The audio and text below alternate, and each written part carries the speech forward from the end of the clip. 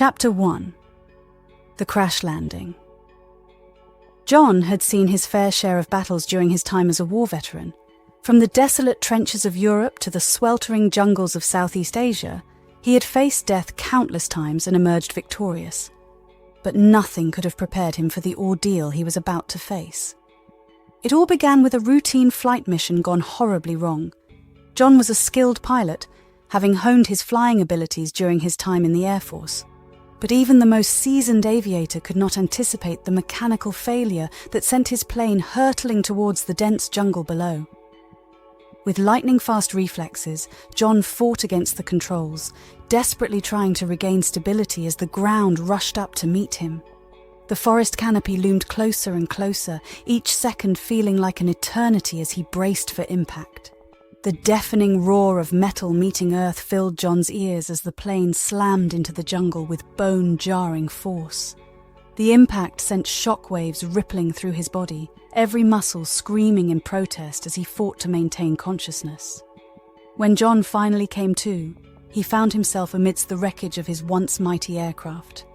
Pain radiated through every limb as he took stock of his injuries, a myriad of bruises and lacerations serving as grim reminders of the crash. But despite the agony coursing through his body, John knew he had to move. With sheer determination, he clawed his way out of the wreckage, each movement a testament to his will to survive. As he emerged from the twisted metal, battered and bruised but miraculously alive, he knew that his battle was far from over. Chapter 2. The Fever. As John struggled to make sense of his surroundings, a wave of dizziness washed over him, his vision swimming as he fought to stay upright.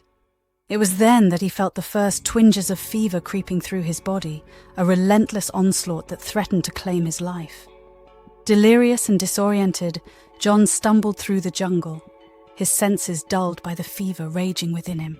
Every step felt like a Herculean effort as he fought against the relentless tide of sickness that threatened to consume him. Days blurred into nights as John battled his fever, his mind slipping in and out of consciousness. In his delirium, he began to hear strange sounds echoing through the jungle, distant chants and unfamiliar voices that seemed to beckon him towards an unknown destination. Driven by instinct alone, John pressed on, his determination to survive outweighing the crippling effects of his illness.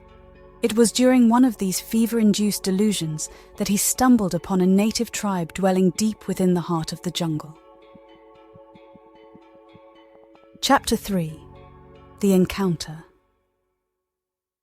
At first, John's appearance amongst the tribe sparked fear and suspicion amongst its members. They had never encountered an outsider in their midst, and the sight of a disheveled stranger stumbling through the jungle filled them with apprehension. But John's desperate pleas for help eventually softened the tribe's hardened resolve, and he was taken in by the tribe's healer, an elderly shaman with eyes that seemed to hold ancient wisdom. Under the shaman's care, John's fever slowly began to abate, his strength returning with each passing day. Grateful for their hospitality, John sought to repay the tribe's kindness by immersing himself in their culture, eager to learn their ways and earn their trust. Despite the language barrier that separated them, John found solace in the simple pleasures of tribal life, his days filled with tasks and rituals that brought him closer to his newfound companions. But it wasn't long before John stumbled upon a dark secret lurking within the tribe, a secret that would change the course of his life forever. Chapter 4. The Golden Statue. Hidden deep within the heart of the jungle, the tribe worshipped a towering golden statue, its gleaming surface a testament to their reverence for the divine. For centuries, the statue had stood as a symbol of their faith, a beacon of hope in a world filled with darkness. As John gazed upon the statue for the first time, he felt a surge of awe and wonder coursing through him. The sheer magnitude of its presence was enough to take his breath away, its golden visage shimmering in the dappled sunlight that filtered through the dense canopy above. But as he spent more time with the tribe, John couldn't shake the feeling of unease that gnawed at his conscience. There was something about the statue that troubled him, something that whispered of secrets hidden beneath its polished surface. Driven by curiosity, John began to investigate the origins of the statue, delving into the tribe's ancient legends and rituals in search of answers. What he uncovered shook him to his core, revealing a truth more sinister than he could have ever imagined. Chapter 5. The temptation. For centuries, the tribe had worshipped the golden statue as a deity, believing it to possess mystical powers beyond mortal comprehension. Legend had it that the statue was forged from pure gold, its radiant glow a reflection of the divine energy that coursed through its veins. As John pondered the significance of the statue, a seed of temptation took root in his heart. The allure of its golden surface beckoned to him with promises of wealth and power, igniting a fire within him that refused to be extinguished. Greed clouded John's judgment as he devised a plan to steal the statue and escape back to civilization, his mind consumed by thoughts of fortune and glory. He reasoned that with the statue in his possession, he could finally leave behind the hardships of jungle life and start anew in a world of luxury and opulence. But as he set his plan into motion, John found himself torn between his desire for personal gain and his growing affection for the tribe and its way of life.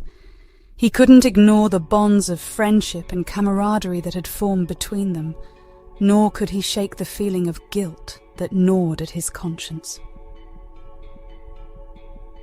Chapter 6. The Betrayal. In the dead of night, John crept towards the statue, his heart pounding in his chest as he prepared to carry out his nefarious scheme. Every step felt like a betrayal of the trust that had been placed in him, but he pushed aside his doubts and pressed on, driven by the promise of riches beyond his wildest dreams. With trembling hands, John reached out to touch the statue, his fingers brushing against its smooth surface as he prepared to make his move. But before he could act, a voice from deep within the jungle startled him, freezing him in his tracks. It was the voice of the tribe's elder, a wise and revered figure whose words carried the weight of centuries of tradition.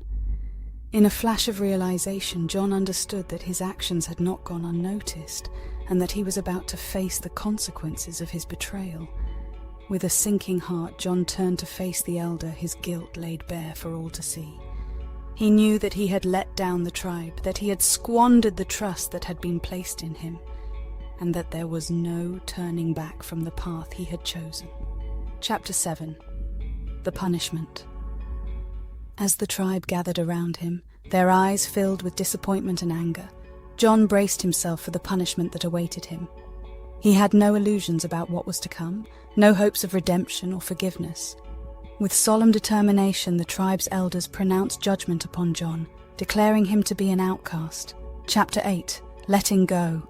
John felt a deep pain pierce his chest as he felt he had been betrayed. He went back into the jungle, wandering not as a stranger but as a man who now understood every nook and cranny and the various paths in the jungle. Alas, he came across a path that led him back to civilization. He was very happy to be back in the civilized world, but within his soul was a deeply rooted feeling of hatred and betrayal towards the tribe that sent him out as an outcast. He began to devise a plan on how to take mercenaries back into the jungle to steal the gold statue, which he believed would be fair revenge for the way he was treated. But then there was a stirring in John's mind. He pondered over all the things that had happened in the jungle, and also how the tribe had helped him in his time of need, and despite fear in their hearts, they accepted him as one of their own. He also pondered over how the tribe valued cultural preservation, and the lover he had left back in the village, and the hurt and upset that he would cause with these actions. After all these considerations, he decided to keep his encounter with them a secret until his dying day. He has now learned one of the greatest lessons, that of letting go.